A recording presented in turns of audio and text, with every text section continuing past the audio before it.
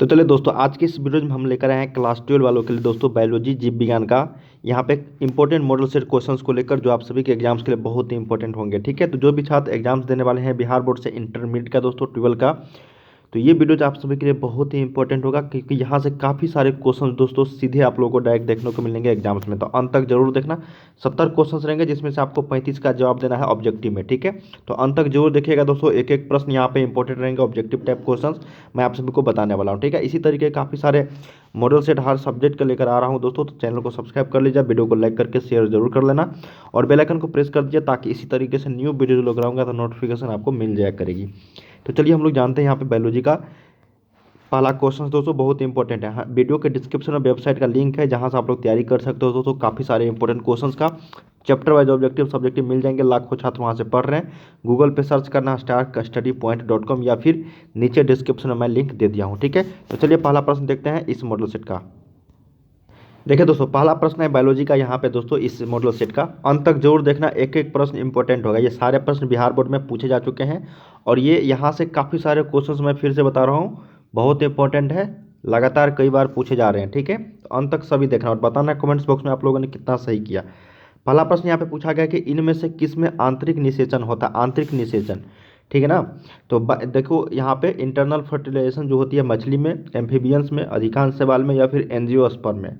देखिए आंतरिक निषेचन जो होता है सबसे ज़्यादा, है ना, और ये होता है आपका एंजियोस्पर्म। ये 4 ऑप्शन दिए गए हैं, इसमें एंजियोस्पर्म जो होता है उसमें आंतरिक निषेचन होता है। क्या हो जाएगा, एक का सही उत्तर डी। चलिए सेकेंड नंबर प्रश्न देखते हैं हम लोग। कहा गया यहाँ पे कि अकारकीय, क्या है, अकारकीय, है ना, तथा अनुवांशिक रूप से समान जीव को क्या कहते हैं। बहुत ही इंपॉर्टेंट प्रश्न है, पूछा जा चुका है प्रीवियस ईयर्स में। पहला ऑप्शन है क्लोन, दूसरा है सोमा क्लोन, थर्ड है दोस्तों कॉस्मिड या फिर साइब्रिड। तो सही उत्तर जो हो जाएगा 2 का सही उत्तर आपका ए हो जाएगा, क्लोन। क्या हो जाएगा, क्लोन। ऑप्शन नंबर यहाँ पे एक के साथ चलना है, क्लोन हो जाएगा।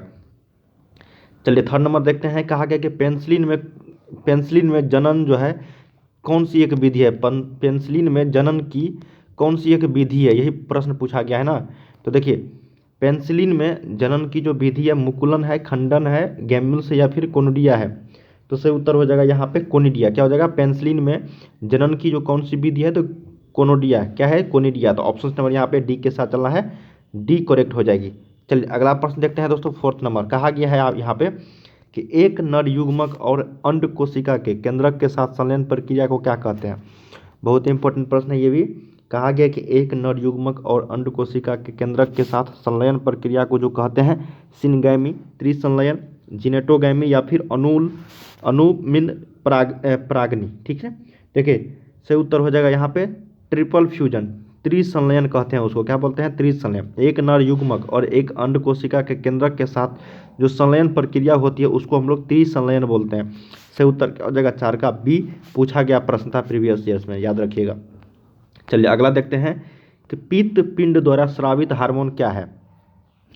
नाम क्या है, पित्त पिंड द्वारा, ठीक है ना। कॉर्पस ल्यूटियम द्वारा जो आपका हार्मोन का नाम है दोस्तों, स्रावित हार्मोन का, उसका नाम क्या है, एस्ट्रोजन, टेस्टोस्टेरोन या फिर प्रोजेस्टेरोन या फिर रिलैक्सिन एवं HCG।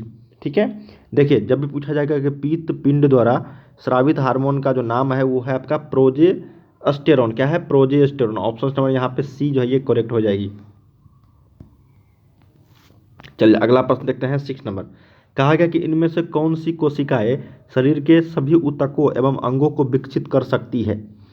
क्या क्वेश्चन है कि इनमें से कौन सी कोशिकाएं, 4 कोशिकाएं दिए गए हैं, सर्टोली कोशिकाएं, स्टेम कोशिकाएं, अंतराली कोशिकाएं या फिर जनन कोशिकाएं।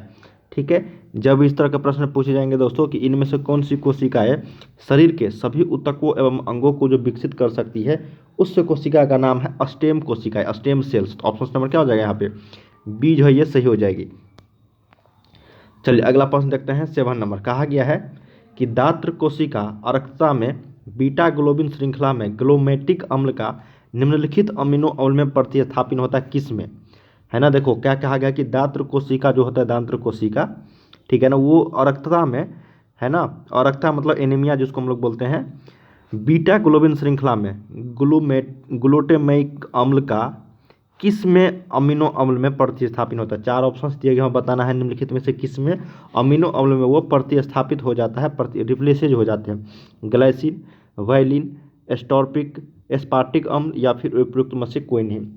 ठीक है, तो इसका सही उत्तर हो जाएगा वेलिन। क्या हो जाएगा? वेलिन। ऑप्शन नंबर यहाँ पे बी के साथ चलना है। पूछा गया प्रश्न था प्रीवियस ईयर्स में, याद रखिएगा। चलिए अगला प्रश्न देखते हैं 8 नंबर। कहा गया है कि निम्नलिखित वैज्ञानिकों ने ई कोलाई में लैक प्रचालक की स्पष्ट जानकारी किसने दी है? ठीक है, लैक ऑपेरन की। देखिए ये जो इंपॉर्टेंट प्रश्न है दोस्तों, ई कोलाई जो अब वैज्ञानिक है, इससे काफ़ी सारे क्वेश्चंस आप सभी के एग्जाम्स में पूछे जा रहे हैं। ठीक है, पूछे जाते हैं, प्रीवियस ईयर्स में भी पूछे जा चुके हैं।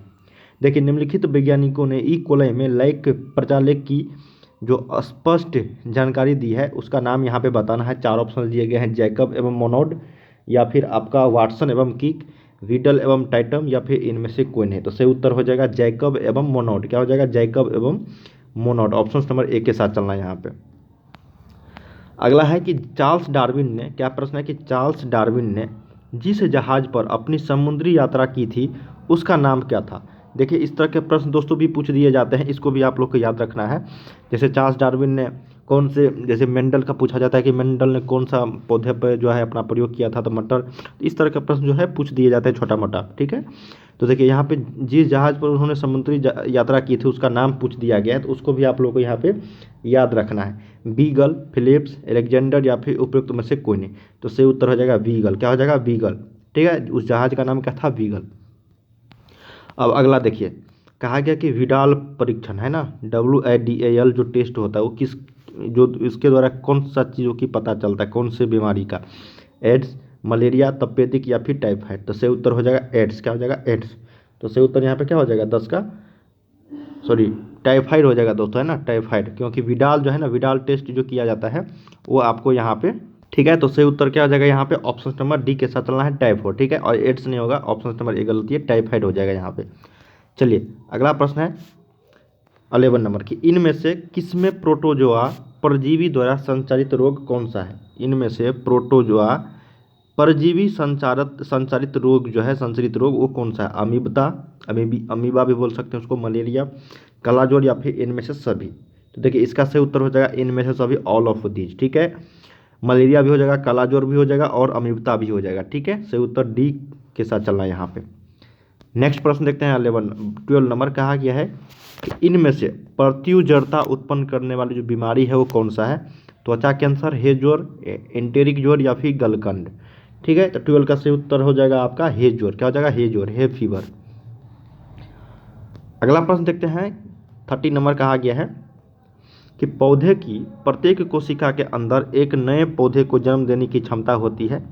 कोशिकाओं के इस अनुवांशिक गुण को क्या कहते हैं? ठीक है, ऑप्शन है Soma, clonal variation, gene cloning, cellular totipotency, या फिर इनमें से कोई नहीं।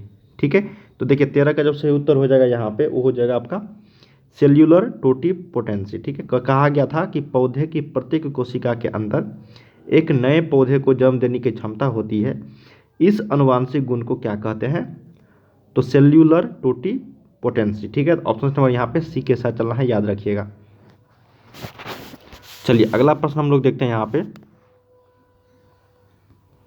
कहा गया कि बायोगैस जो होता है उसमें कौन से गैस जो है मिश्रित होता है? ठीक है, बायोगैस में देखिए, बायोगैस जब भी होगा वो मीथेन होगा, उसमें H2S होगा और CO2 होगा। ठीक है, तो ऑप्शन नंबर यहाँ पे बी के साथ चलना है, CH4, H2S और CO2 बायोगैस। ठीक है ना, ऑप्शन नंबर यहाँ पे बी जो है ये सही हो जाएगी। चलिए अगला प्रश्न देखते हैं हम लोग 15 नंबर कि प्रतिबंधन इंडोन्यूक्लियेज DNA के किस विशिष्ट न्यूक्लियोटाइड अनुक्रमों को पहचानता है?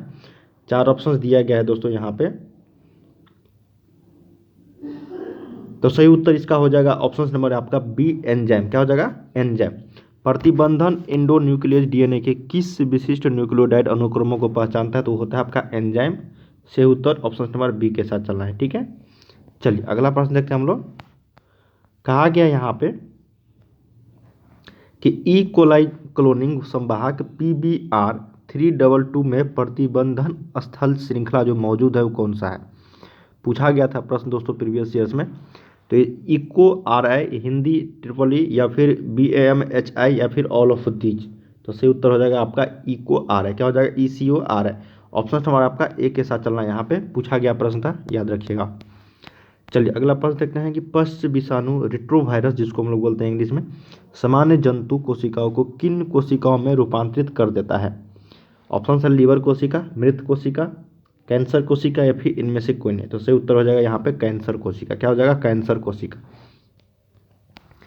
चलिए अगला प्रश्न देखते हैं कि गोल्डन राइस में कौन सा पदार्थ जो है सबसे अधिक मात्रा में पाया जाता है?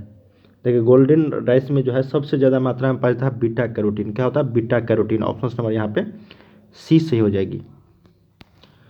अगला प्रश्न देखते हैं, कहा गया है कि जीन चिकित्सा का सबसे पहला प्रयोग किस वर्ष किया गया था? जीन चिकित्सा का, ठीक है, जीन थेरेपी जिसको हम लोग बोलते हैं, वो किया गया था 1990 में, 1990 में। ऑप्शन नंबर सी के साथ चलना है। अगला प्रश्न देखते हैं कि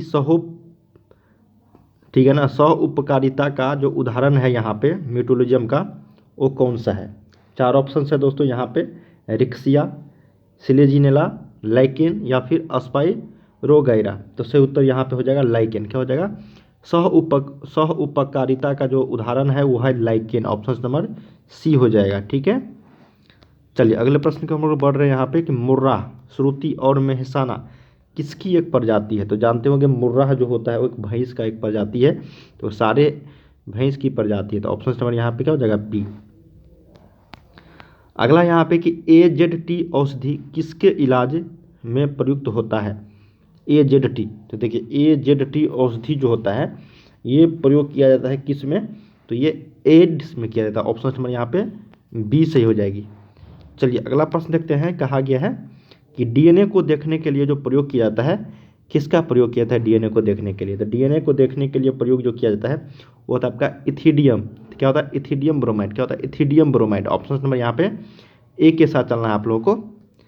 चलिए अगला प्रश्न देखते हैं हम लोग, कहा गया है कि ट्रांसजेनिक पौधे उत्पन्न करने के लिए ट्यूमर प्रेरित प्लामिड प्राप्त जो किए जाते हैं वो किससे किए जाते हैं? 4 ऑप्शन हैं दोस्तों यहाँ पे, सही उत्तर हो जाएगा option number D, agrobacterium tumefaciens द्वारा, ठीक है। ऑप्शन नंबर यहाँ पे डी याद रखिएगा, पूछा गया प्रश्न था ये सारे। चलिए अगला प्रश्न देखते हैं कि सापेक्षिक जैविक संतुलन के ह्रास का जो कारण होता है वो क्या होता है? देखिए सापेक्षिक जैविक संतुलन के जो ह्रास का कारण है वो है पोल्यूशन। क्या है? पोल्यूशन। चलिए नेक्स्ट प्रश्न देखते हैं कि हरे पौधे उत्पादक होते हैं जो प्रकाश ऊर्जा को रासायनिक ऊर्जा में बदल देते हैं। ऑप्शन नंबर यहाँ पे ए जो है ये करेक्ट हो जाएगी।